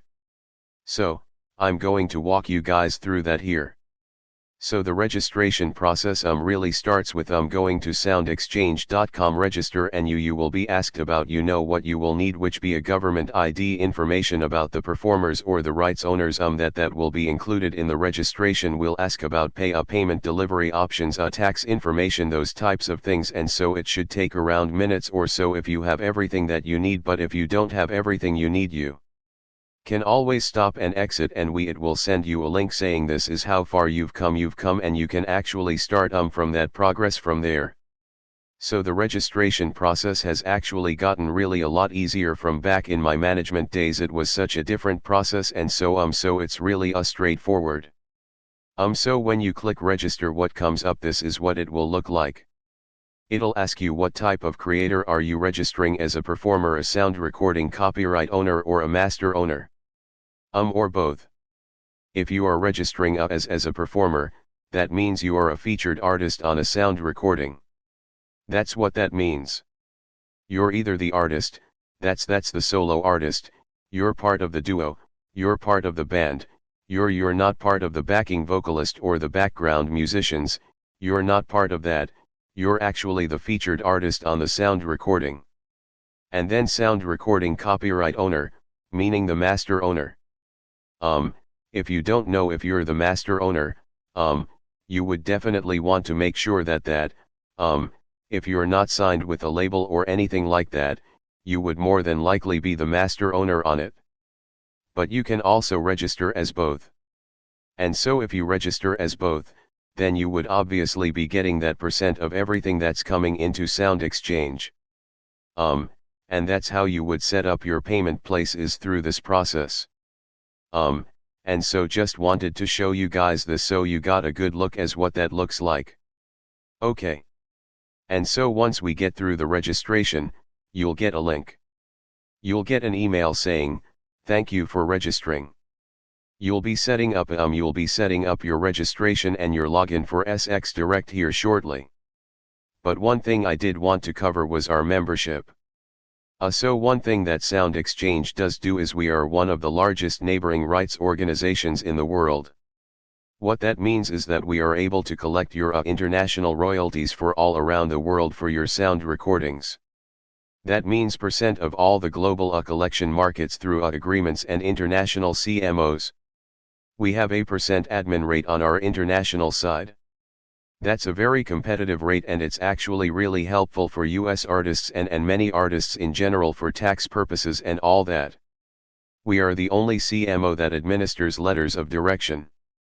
So for all my producers out there, I'm going to talk about LODs here shortly. But that is a very big key point. And obviously we also advocate for creators worldwide. We also will collect any collectively licensed royalties abroad. And you do not have to be a US citizen to sign up at Sound Exchange. Sound Exchange is the US market's biggest. It's the US markets, meaning that if you have a big audience here, you will get paid quicker if you sign up directly. But we would love to make sure that you are signed up everywhere else, because if you don't sign up for us with internationally, then you need to make those agreements with all the rest of the CMOs, and so it's much easier just collected at one place versus all these different ones. So wanted to highlight that for you guys, just make sure that was aware. So as I mentioned, for my producers out there, I'm sure everybody's heard of a letter of direction. I want to kind of give you guys what exactly that is so that you're aware. An LOD is where a featured artist says, I'm going to allocate a percentage of my performance royalty to a producer, a mixer, or an engineer. So, I put this pie up here for you guys. So, remember that % is that featured artist share. Essentially, what an artist is saying is, I'm going to divert a portion of that % to this producer. So, as I get paid, they will also receive a royalty. That is something that is used very regularly these days. It's definitely something that we recognize has been a great tool for many artists and producers. Previously, it would be, the artist would get paid and then have to pay it out, and it was a much different process. But I highly recommend that if you are a producer, if you are a team member of an artist, making sure that you know how these LODs work. You can scan here for the LOD forms. Definitely make sure you use the most up-to-date LOD forms, because if they're not up to date, they won't be accepted. We've had people try to submit some from 3 years ago, and unfortunately we'd have to go back and redo them. But this is a big part of the producer side, and so I just wanted to highlight that for you guys and make sure you're aware. So, I'm going to go over some of the SX Direct side just so you guys can see what the inside of it looks like when you jump in there. I will highlight that we do have a YouTube page that has all these tutorials so you guys can see all of these. Again, you don't have to, kind of go in blind. I'm such a YouTube learner. If I don't know how to do something, I'm like, somebody show me how to do it. So, hopefully, I know they're going to drop the link in there. I can't see the chat, but I know they'll drop it in there. So, what is SX Direct? That is our self-service portal. This is your ability to log into this to your account and make sure that you can see your payment place. You can update your tax information. You can make claims on your recordings, which is what we're going to talk about here. But I just wanted to highlight that. So once you register, you will get a login for SX Direct. So registration as a featured artist or as a master owner, the sound recording copyright owner, you will get a login for that, and that's how you will get into a SX Direct. So what does SX Direct look like? It looks a little bit like this. So when you see this back end, this is your dashboard. One main thing I wanted to highlight here, that if you are a team member of artists or if you work with several artists, one feature that is highly used is our guest access feature. This gives you the ability to not only share your access to your account, but with every artist account, there's only one primary login. And so if you want your team members to be able to help you, or if you are looking for transparency amongst band members or anything like that, you can give people guest access, which is really helpful. As you can see here down at the bottom, it says view only and view with repertoire. There's a little bit difference there. View only is obviously more transparent. It's about you can see statements, but you can't make any changes or anything like that. View with repertoire gives you the ability to make claims on behalf of the artist, and that can be helpful. So for managers or lawyers or team members of artists that are helping them make claims, it's actually been a beneficial part as well. One last note on this is that if you do have multiple clients as a management team or anything like that, if you use the same email, they'll all show up on one dashboard. So, you're not logging into 5 or 6 or different places. It's all in one dashboard. You can manage it all singularly there. And there we go. And so, I know this is something that I wanted to kind of highlight, and I'll just kind of double stamp it here, that if you register a sound exchange, that's not enough. We need you to go in and make sure that you are claiming the recordings that are yours. We need to make sure that they are associated to your account. And so this is how you would do that. So, as you can see here, as an artist on the artist side, we only need you to go in, you would select my catalog, you go to search and claim, and you can search your artist name, you can search by title, you can search by ISRC codes if you have it, album title, all of that. And so your list will come up. And if your list comes up, that means that they are claimable songs. And so making sure that you've claimed them and you put them into your cart and you can move forward. And what it does is it goes back to DC, and our DC team actually goes through and make sure there's no fraudulent claims or any nefarious actors. And we make sure that those are correct. And so it's really easy on the artist side because you don't have to provide a ton of information. So, what I always recommend, especially on that side specifically, that if you're releasing music regularly, do it more than once a year. Do it 3 or 4 times a year. It'll save you so much more time. Just give yourself a reminder in your calendar.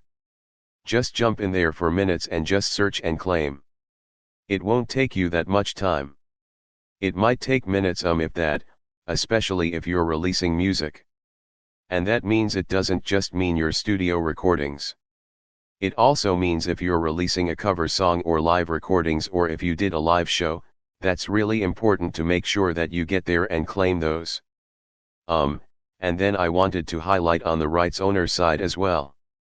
So, like I said, the process looks very similar. So, this is just the other side of the profile. So, if you've registered as both, then you would see both sides. But on the recording side or on the rights owner side for claiming, we would ask you a couple more pieces of information. So we would ask you about your percentage of ownership and your dates of ownership. And as we all know, the master side can change as far as ownership and dates and all those things. The performer will never change once the recording is done. The performer won't change. That recording will stay exactly how it is. But as you can see here on the right hand side, you can change the dates. And this can happen where if you get a deal today where oh, I just found out that I won't own my masters in January of. You can actually go in and update that so that it actually provides us with better information so you don't fall into this overlap and dispute area that can happen. More than likely, these get worked out no problem at all. But just wanted to highlight this, that whenever you do claim as a rights owner, it asks you for a little bit more information in that. And then so once the songs are claimed and once you guys have gone through that, you will see them in your profile under associated recordings, and that is a very big very big part to look at, because if it's not associated to your account, we won't know to pay you for it. So we want you to make sure that you have been not only claiming these songs, but once you see them go in there, you can look at the recordings and make sure that they are actually there. And as you can see on the left hand side and the right hand side here, it says rights owner catalog and artist catalog. So you can see all of it there, and that will mean that it is linked to your account for payment. One last thing on SX Direct, the only way to submit recordings, or typically the only ways that we get recordings, are from our licenses. When they play a song, they are required to report to us what they play. So they send us the name of the artist, the name of the title, the song, the album title, sometimes the ISRC code, but for some metadata is a difficult part of what we all do. And so we always ask that the rights owner, if they have more information, they can actually jump in here and add more metadata points, or they could submit recordings to us. And so as it scrolls down here, you will see more. It'll ask about, time, ISRC codes, genre, release, publisher info. And so the reason that we do this is because it helps match up for future recordings and for the current ones, so that when it comes in from these licenses that are playing the songs, I'm sure you guys have seen this, where you might have a song title that's got apostrophe in a certain place, or it's got a dash, or maybe it's a really difficult name, and if that isn't correct, or if that doesn't match up, was what we call fuzzy match, and so we have to do a lot of backend work to make sure that metadata matches up, and so we do ask that the rights owners do that, and it's been a really great since then. Okay, so now you guys are aware that you need to register with Sound Exchange if you are a featured performer of sound recording, or you own masters, or both. You can opt into our international mandate, which this allows us to collect for you and all the other CMOs around the world. This makes it so much easier for you guys. So, it's kind of a one-stop shop. So, you're not having to go make agreements at all these different places and then do this exact same thing, meaning register and claim in those places just like you would just see here. And then search and claim.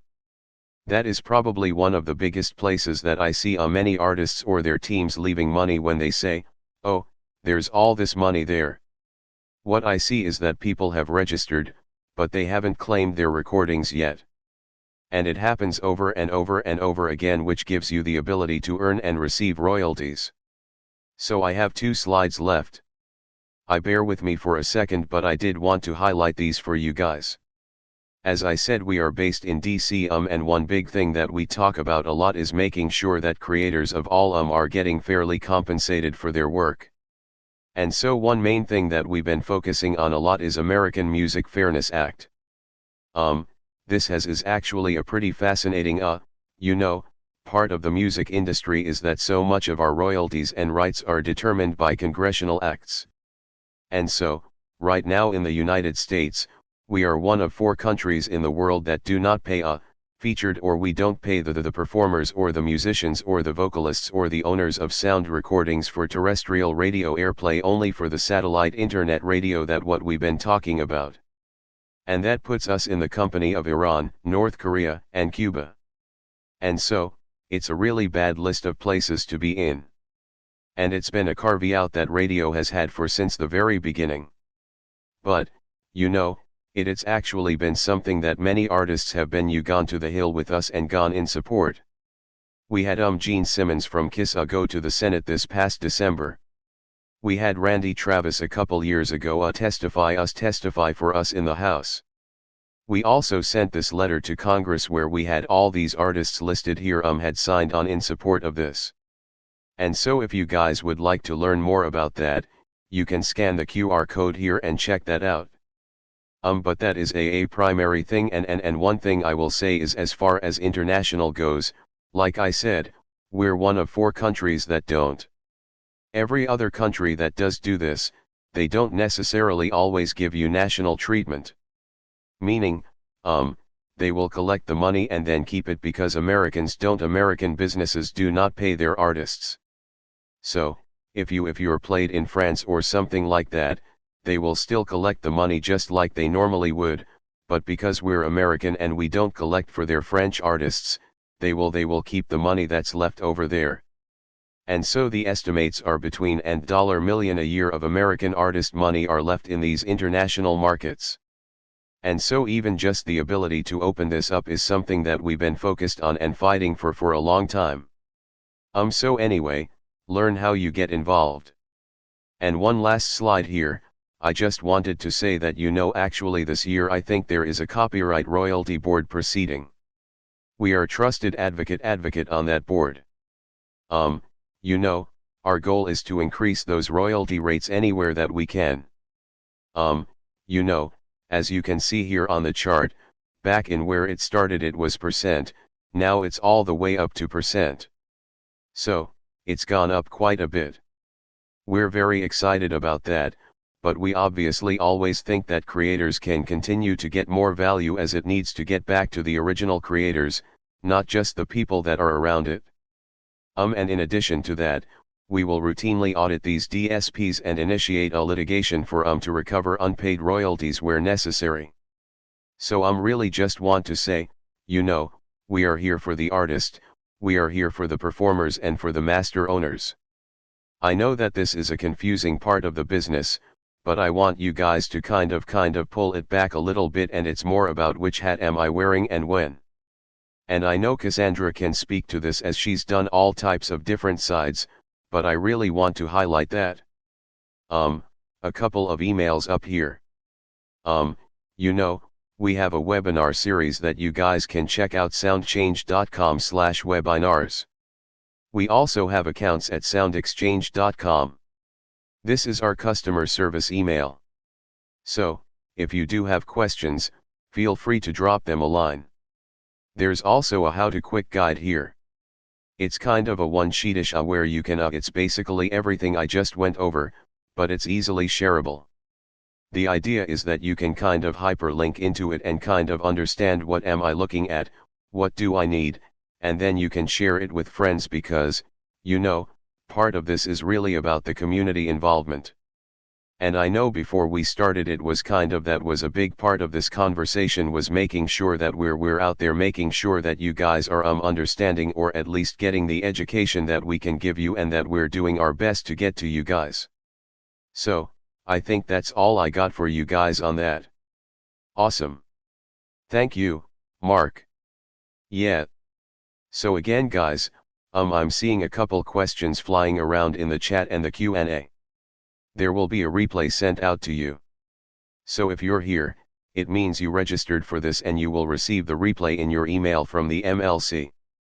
It might take a couple of days. So there will be a replay. People who have asked for contacts, I think Sean and Mark both shared slides where you can contact. I would say get to the Sound Exchange website, get to the MLC website and look on their contact pages. Both of them have very clear multiple pathways to communicate with these organizations. So if you do have specific questions or you feel like you need to contact the organization, go that way. So alright, so many questions, so much Q&A. I just want to say to all of you out there, thank you for being here and being engaged, because like Mark just said about community, this conversation for all of us in the music industry, none of this really moves forward. All the advocacy, all of us even getting paid for any of this came out of collective advocacy, okay. So, the fact that you're here and that you care means a lot, not just to you and your wallet, right? But also to this entire community. So, just know that, you're standing up for everybody when you get here and have this conversation. I know we're not going to get to every single question. So, I apologize for that before we dive into what we can get to. What I would say is don't lose your question. Okay. Grab your question, put it into Google, put it into whatever AI engine you might be using right now. That is what I do. Honestly, I lead this and I still end up with questions, and it's a lot of these questions can be answered if you just put it into Google or an AI engine. So, if for some reason we don't get to your question, don't give up, right? Just actually ask your question and get that answer. You can also again use the contact pages at their websites. And you can always try to DM me on IG. I try to get to everybody after these RegFest sessions and answer as best I can. So, with that said, diving into the Q&A. Mark, I know you said you can collect 3 years back on Sound Exchange. Sean, what's the date for MLC? How far back can you collect? That is a great question. So, anything that came in after January falls under the blanket license and the MLC collects it.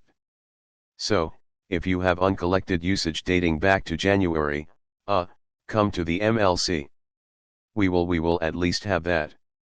I say at least with an asterisk, because we have some historical royalties at predate. As part of the passage of the MMA, the streaming services sent us what they hadn't paid out yet. But we don't have a whole lot of insight into that. So, if you come to the MLC, we'll pay you everything from and forward. You may have something that predates. However, if you have questions about that pre-usage, you would need to go to the DSPs or the streaming services for more information, because we just kind of have what they passed us.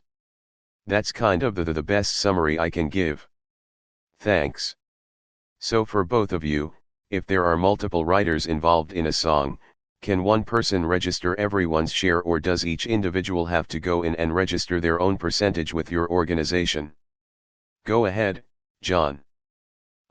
That's a hard no on the MLC side. Unless you have the right to collect their royalties, you can't submit their shares on their behalf. You can, of course, add them as your co-writers, right? But you can't add their shares for them. Yeah. And I just want to continue to make the delineation that we are specific to the featured artist of a sound recording, not necessarily the songwriters, right? So it does it if you wrote the song, but you aren't the artist that recorded the song, then you wouldn't be registering with us. But if you are the featured performer on the sound recording, or again, if you own the sound recording, if you're the label essentially, then that's what you would be working with us. So we wouldn't necessarily be working with songwriters as a songwriter, be working with them as the artist. Let's say though that you co-own the master with somebody like your producer. Like in that case, would you both have to register, or could like I, being the person who's like essentially administering this, go into my Sound Exchange account and say I'm only claiming % of this because my producer gets % of it, and then does my producer have to like separately register himself and claim that share? Yes. So this is where you get to the nuance, and I apologize to everybody for what I'm about to say, but it's a lot of nuance. But in saying that, if you are splitting the master ownership with your producer as a way to, pay them so you're not paying them as much upfront, and that maybe that's a way to do that, then yes, you would both have to register as rights owners, but as the artist yourself, you want to register as a featured performer as well. So, you'd be registering as both. Your producer would only be as a rights owner. One thing I would make sure in that is and saying that, and then you would claim it at the % mark and all that. One thing I would say is definitely make sure that you understand the difference between a royalty split and an ownership split when it comes to the sound recording. Many times we have people that say, well, I own, % of the master. And in reality, the agreement says, no, you get % of the royalty that comes in, which is where the lot happens. The letter of direction is what would pay you that percentage of a royalty, not necessarily ownership. So again, I know that's a very difficult part there, but it's nuance, and that's where lawyers can be very helpful. But I would just highlight that so that you make sure that you know one way or another. One thing I will say just to highlight that somebody the producer cannot register directly at Sound Exchange. Again, the only way as a producer to get an account at Sound Exchange is through the letter of direction process. And that is and that's on the producer hat. Now, I'm not talking about master owner. So, if you are a producer that owns masters, then you would be registering as a rights owner. But if you are strictly a producer, then it would only be through the letter of direction process. Okay, cool. For Sean, there was a question regarding what is the difference between the royalty that Spotify is paying you versus the royalty you receive from the MLC. So, I think what it sounds like you're describing is maybe the difference between the sound recording and the composition, right? Because the MLC is only paying on the composition. So, I would love to hear a little bit more about what you mean by getting paid by Spotify, because I think that really clears throat I mean, I think, and Peter who asked this question in the Q&A, if you want to jump in and clarify, but I think when I've come across this question, yes, it's kind of like, hey, I'm seeing some money coming in from Spotify and my distributor, but like what's the difference between, what is the right that is being paid there versus the right? And you kind of just explained it, that it's like there's the mechanical for the underlying composition is coming through the MLC, and the royalty for the sound recording that you've distributed is coming through your distributor, and that would be like your Spotify royalty. I think that you're talking about. Yeah. Cool. I'm just looking to see what questions came up a few different times, since we are just about at time, unfortunately. I just want to make one clarification, because I see something in the chat that I want to spend great. Yeah. So as far as recordings go, again, as I started the conversation, is that there are 2 copyrights with every recorded song. You have the underlying notes and lyrics, which is the songwriter copyright, the musical composition, and then you have the master of the sound recording copyright, and that is a separate copyright. And so I see someone here trying to say that the songwriter owns the record. That's not necessarily always true. If the songwriter is also the artist and they are an independent artist, then they would own the record, but typically I think Cassandra could speak to that as an artist herself. That is not how it works on the copyright side. Cool. One thing I saw come up, Mark, was around like that the featured artist, the % that's carved out on Sound Exchange. And the question was like, you don't have any featured artists on your record, are you just giving that up, or like do you get that, or is that just kind of like floating out there for a featured artist that doesn't exist? So, so specific to the %, and anybody can look this up, It's the AFM SAG after it Musicians Fund, and you can Google that and check that out. That is something that was built into the bill that created this to work with AFM and SAG after on background vocalists specifically and backing musicians.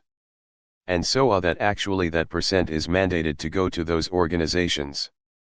So if you are a backing musician or background vocalist, you would want to sign up with them directly, not just for your royalties, but for the rights that they help you continue to have and to build on. The Musicians Union and the SAG after unions have done a great job with that, and so that is a mandate that we have to follow still to this day. Great. I do see again there are a lot of questions you guys have that are much more specific and kind of outside the scope. There are also a lot of questions that we did answer. So again, unfortunately, we are at time, so we're going to have to wrap it up.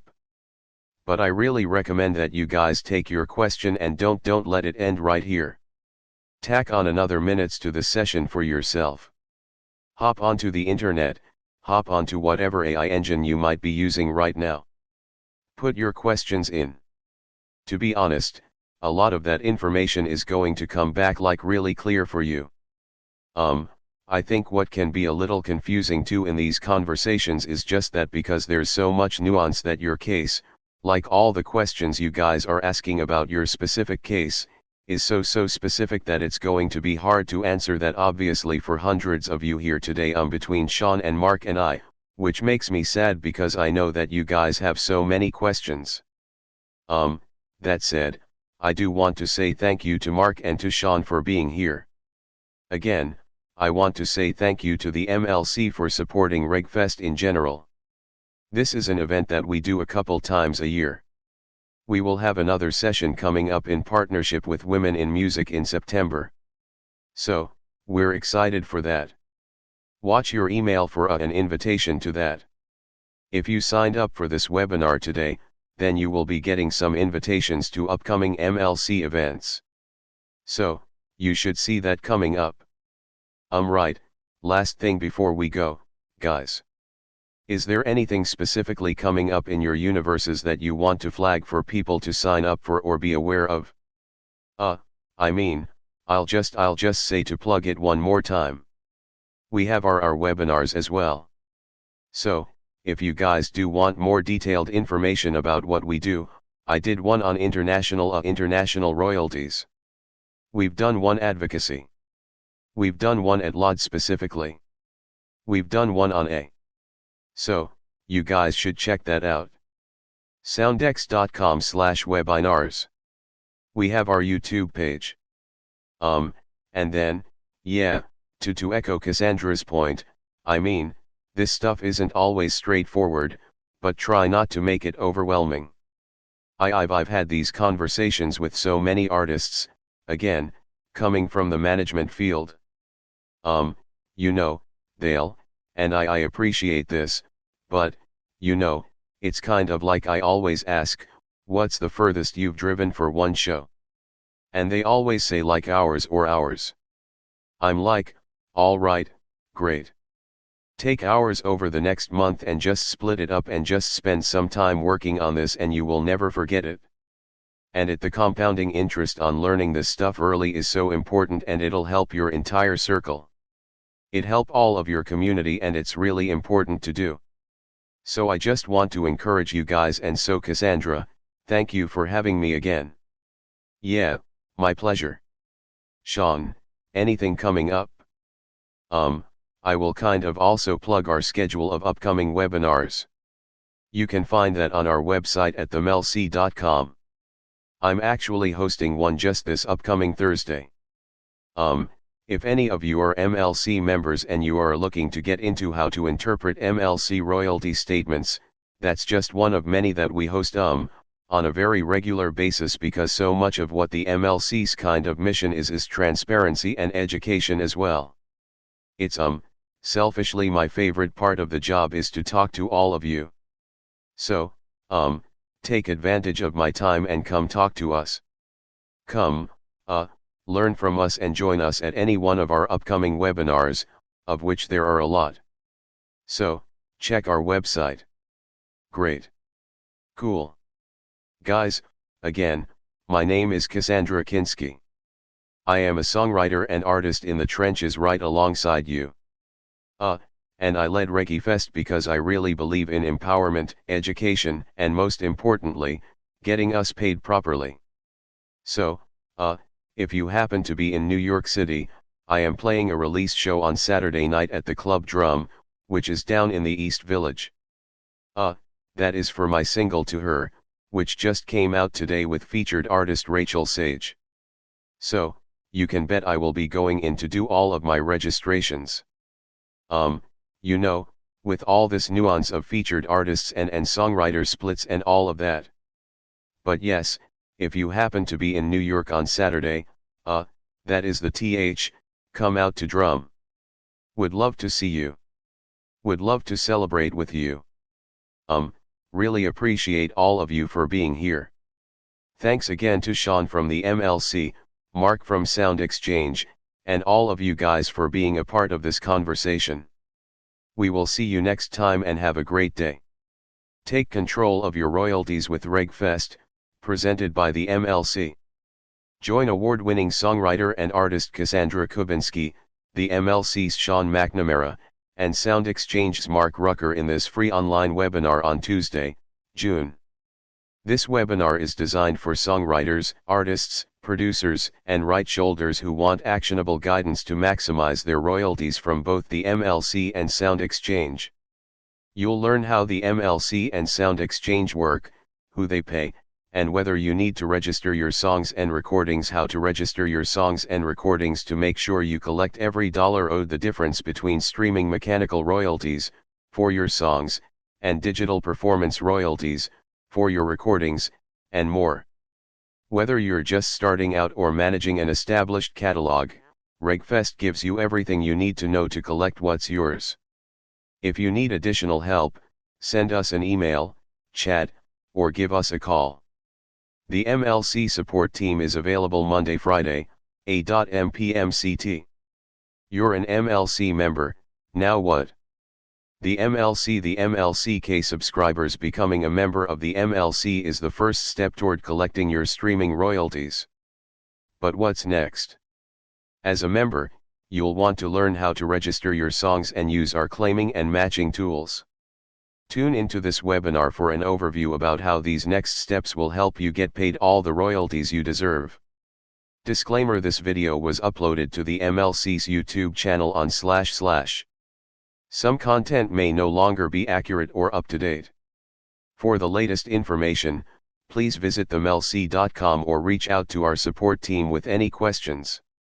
Search in video. My name is Lindsay Major. I am the head of customer experience here at the MLC. We are going to dive into the content now. This webinar series is just, you'll remember now. What do you do? What are the next steps you take? So for today's content, we're going to give you a high-level overview of this immediate next steps you should take once you become a member. I'm going to tell you a little bit more about the MLC, what we do, and then we do have, again, this is a series, so we do have some follow-up webinars that will be more specific demos and getting deep into the tools and really detailed there. Today we're just going to give you a breeze through the portal. A couple things before we get started. This is a Zoom webinar, so at the bottom it's a little bit different than a Zoom meeting. At the bottom you'll see there's a chat box and there's a QA box. Please be sure to put all of your questions in the QA. That ensures that I will see them. If you put them in the chat, I might accidentally miss it, not on purpose. I'm just looking at the QA. I will answer all questions at the end of the presentation, but please be sure to put them in the QA. Reserve the chat for things our team's going to communicate to you, some helpful links and information like that. Okay, so with that I'm going to share my screen again. Alright, so you're all of you are members, so that's wonderful. We're off to a good start. So first of all, we do like to communicate a lot with our membership to keep everybody really well informed. So when you joined, we did ask you to follow our social media accounts. That's a great way to stay informed. But here's some other member communications you'll receive. You will get that welcome email, which all of you probably received since you're all members. You joined, you got that welcome email kind of telling you about next steps, different resources, things like that. You also on a monthly basis receive our monthly member newsletter. This is a great recap of our monthly royalty distribution and other important updates. We also monthly send out an webinar reminder, just some of the upcoming webinars. And we have some really great webinars chock full of great information. So those are some of the marketing communications you'll receive. In addition, you're also going to receive a separate notification in an email about when your statements are available in the portal. So those are the communications that you can expect from us. So the MLC and where we came from. So for those of you who are familiar, the MLC